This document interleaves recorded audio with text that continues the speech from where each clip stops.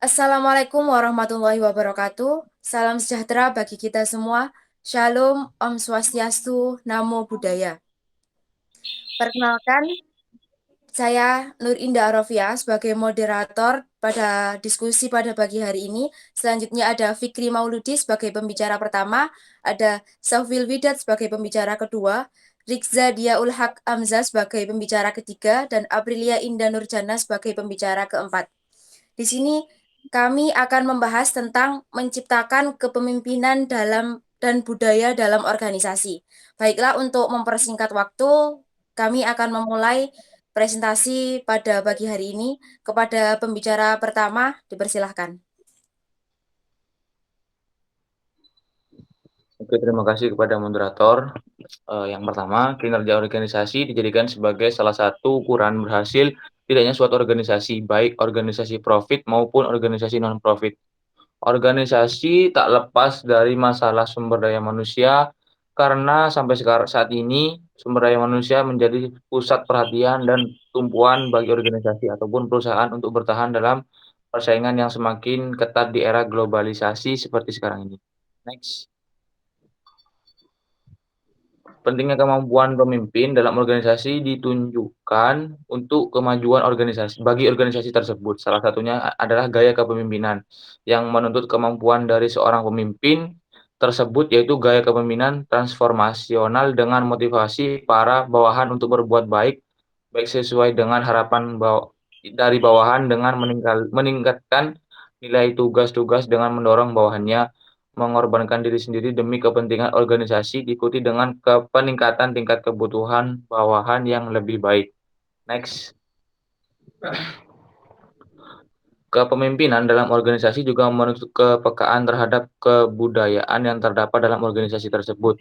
Budaya dalam organisasi ini mempunyai fungsi antara lain, yaitu menempatkan batasan dan wewenang, memberikan rasa identitas kepada anggotanya. Karakteristik budaya dalam organisasi dapat dijadikan pedoman bagi pemimpin untuk membuat keputusan agar organisasi lebih efektif dalam mencapai tujuan. Adapun budaya organisasi tersebut menurut McGregor itu memiliki sisi tentang sifat manusia dan perilaku manusia yang penting untuk dijadikan pedoman dalam menentukan gaya operasi atau praktik setiap pemimpin. Yang selanjutnya akan dijelaskan oleh teman saya. Baik, terima kasih untuk selanjutnya, yaitu apa yang kalian ketahui tentang kepemimpinan. Yang pertama dari Terry dalam Kartono 1994-49 yang mengemukakan bahwa kepemimpinan adalah aktivitas mempengaruhi orang lain agar mereka mau bekerja sama untuk mencapai tujuan dalam suatu kelompok. Yang kedua, menurut R. Tannenbaum dalam Hersey dan Bankart 1984-9 yang mengemukakan bahwa kepemimpinan adalah sebagai pengaruh antar pribadi yang dilakukan dalam suatu situasi dan juga diarahkan melalui suatu proses komunikasi pada suatu pencapaian tujuan tertentu. Selanjutnya, kepemimpinan adalah bahwa pemimpin tersebut individu dalam suatu organisasi yang mampu mempengaruhi sikap dan juga pendapat orang lain dalam organisasi. Usaha untuk mempengaruhi sikap dan juga pendapat dari orang lain dalam organisasi tersebut bertujuan untuk tercapainya suatu usaha kelompok yang terkoordinasi dan juga terpadu. Oke, next. Dalam secara rinci implikasi dari definisi kepemimpinan, yaitu yang pertama, kepemimpinan merupakan titik sentral dalam proses kegiatan kelompok atau leadership as a focus of group process. Terus yang kedua, kepemimpinan adalah suatu kepribadian yang memiliki pengaruh atau leadership as personality and its effect. Yang ketiga, kepemimpinan sebagai suatu seni untuk menciptakan kesesuaian dalam suatu paham, atau leadership as the art of induling compliance. Yang terakhir ada kepemimpinan adalah pelaksanaan suatu pengaruh atau leadership as the exercise of influence. Dari berbagai pendapat tersebut, maka memberikan gambaran bahwa kepemimpinan dilihat dari sudut pendekatan apapun mempunyai sifat universal dan memiliki dan merupakan gejala sosial. Next. Kebudayaan dalam organisasi. Yang pertama, kebudayaan dalam bahasa Inggris adalah kultur. Dalam bahasa Latin adalah color, dan dalam bahasa Indonesia juga diistilahkan dengan peradaban atau budi, yang dalam bahasa Arab juga disebut dengan akhlak. Budaya adalah kesatuan nilai dan juga asumsi yang dipegang oleh kesatuan sumber daya manusia. Budaya organisasi adalah suatu wujud anggapan yang dimiliki, diterima secara implisit oleh kelompok tersebut. Rasakan, pikirkan, dan juga beraksi terhadap lingkungan yang beraneka ragam. Yang terakhir, budaya merupakan pola asumsi yang diciptakan atau dikembangkan agar orang dapat menyesuaikan diri dengan kehidupan organisasi. Budaya organisasi tersebut merupakan sebuah konsep yang sulit didiagnosis. Selanjutnya, di slide ini menjelaskan bahwa kebudayaan dalam organisasi menurut para ahli. Yang pertama, menurut Robbins, budaya organisasi merupakan suatu persepsi bersama yang dianut oleh anggota dalam suatu organisasi. Cara berpikir dan melakukan sesuatu mentradisi yang dianut bersama oleh semua anggota organisasi. Dan juga para anggota baru harus mempelajari atau paling sedikit menerimanya sebagian agar mereka diterima sebagai bagian dari suatu organisasi tersebut. Yang terakhir menurut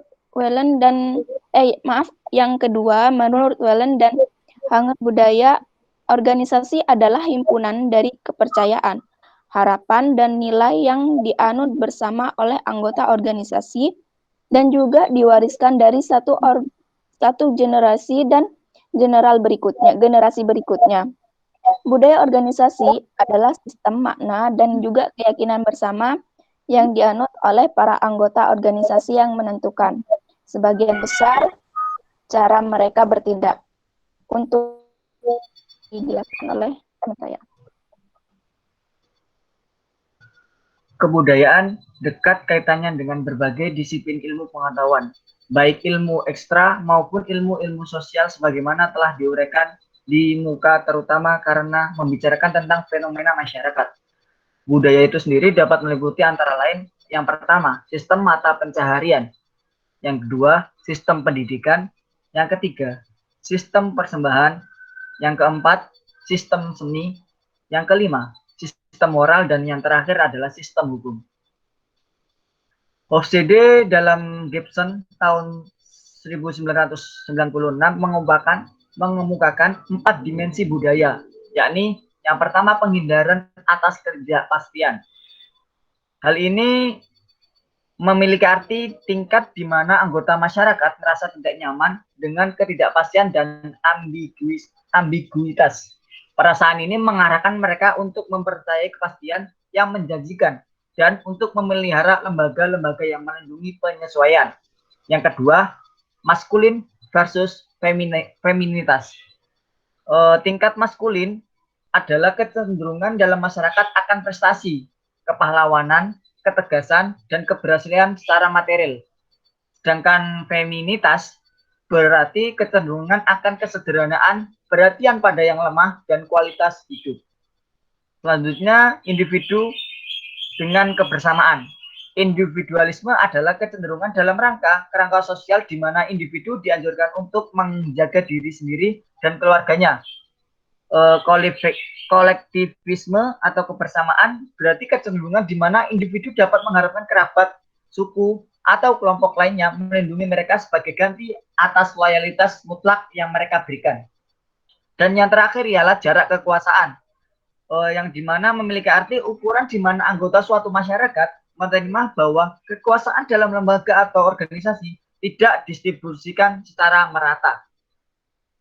Selanjutnya, jenis-jenis budaya organisasi. Yang pertama, berdasarkan proses informasi, Robert Quinn dan Michael R. M. McGrath dalam bukunya Eri Indra Chandra membagi budaya organisasi berdasarkan proses informasi. Yang pertama sebagai berikut, budaya rasional. Dalam budaya ini, proses informasi individual atau dalam arti klarifikasi sasaran, pertimbangan logika, perangkat pengarahan diasumsikan sebagai sarana bagi tujuan kinerja yang ditujukan secara efisien, produktivitas, dan keuntungan atau dampak. Yang kedua, budaya ideologis. Dalam budaya ini, pemrosesan informasi intuitif dari pengetahuan yang dalam pendapat dan inovasi diasumsikan sebagai sarana bagi tujuan revitalisasi atau dukungan dari luar atau bisa disebut dengan perolehan dari sumber daya dan pertumbuhan. Lanjutannya budaya konsensus dan budaya hierarki. Budaya konsensus memiliki arti pemrosesan informasi kolektif, diskusi, partisipatif, dan konsensus diasumsikan untuk menjadi sarana bagi tujuan kohesi, yakni iklim, moral, dan kerjasama kelompok. Dan yang terakhir, budaya hierarkis. Dalam budaya ini, pemrosesan informasi secara formal, yakni dokumentasi, komutasi, dan evaluasi, juga diasumsikan sebagai sarana bagi tujuan kesinambungan, stabilitas, atau kontrol, dan koordinasi. Untuk selanjutnya akan disampaikan oleh teman saya. Baik, terima kasih. Selanjutnya, yang kedua, berdasarkan tujuan. Tali Zudu dalam membagi budaya organisasi berdasarkan tujuannya, yaitu budaya organisasi perusahaan, budaya organisasi publik, dan budaya organisasial. Next. Nilai-nilai budaya dalam organisasi memiliki 5 komponen. Yang pertama, nilai adalah konsep kepercayaan. Yang kedua, mengenal perilaku yang dikehendaki. Yang ketiga, keadaan yang amat penting. Keempat, pedoman menyeleksi atau mengevaluasi kejadian dan perilaku. Dan yang terakhir, urut dari yang relatif penting adalah penting untuk membedakan antara nilai pendukung dengan yang diperankan. Next.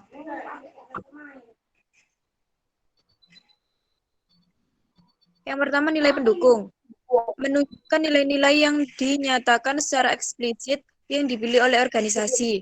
Nilai-nilai pendukung tersebut merupakan aspirasi yang akan dikomunikasikan secara eksplisit kepada para karyawan, para manajer, seperti Levin berharap bahwa nilai-nilai pendukung tersebut akan mempengaruhi perilaku para karyawan secara langsung. Yang kedua, nilai-nilai yang diperankan. Nilai dan norma yang sebenarnya ditunjukkan atau dimasukkan ke dalam perilaku karyawan. Sistem nilai organisasi menggambarkan pola yang bertentangan dan yang cocok di antara nilai-nilai yang relatif penting. Ini menekankan poin bahwa kumpulan nilai yang terdiri dari nilai-nilai yang cocok atau yang bertentangan. Yang ketiga, tipologi nilai-nilai organisasi. Norma penghargaan organisasi menunjukkan keyakinan fundamental perusahaan mengenai bagaimana penghargaan harus dilakukan. Menurut norma penghargaan yang sama, penghargaan harus sebanding dengan kontribusi. Struktur kekuasaan organisasi mencerminkan keyakinan dasar perusahaan mengenai bagaimana kekuasaan dan wewenang harus dibagikan dan didistribusikan. Yang keempat, riset aplikasi praktis. Organisasi menganut konstelasi bukannya hanya satu nilai saja dan dapat ditampilkan berdasarkan nilai mereka. Hal ini pada gilirannya akan membuat manajer mampu untuk menentukan apakah nilai-nilai organisasi konsisten dan mendukung inisiatif dari tujuan perusahaan. Next. Nilai dasar budaya organisasi. Nilai yang dianut seorang mempengaruhi tingkah lakunya.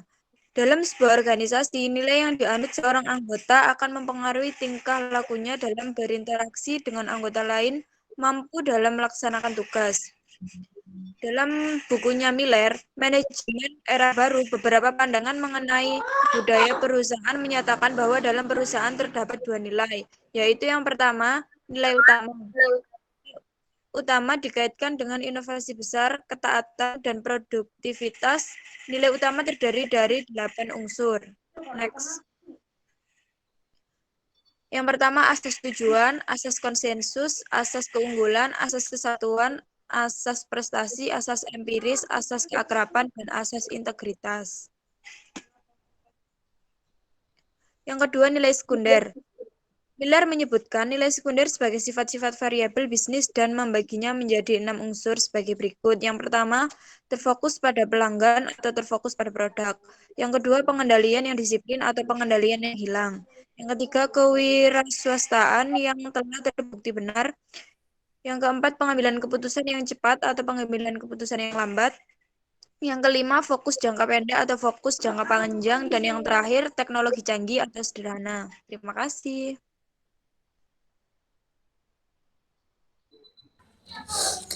Baiklah, terima kasih saya ucapkan kepada para pembicara. Dan demikianlah presentasi dari kami. Apabila ada pertanyaan, bisa ditanyakan dalam kolom komentar.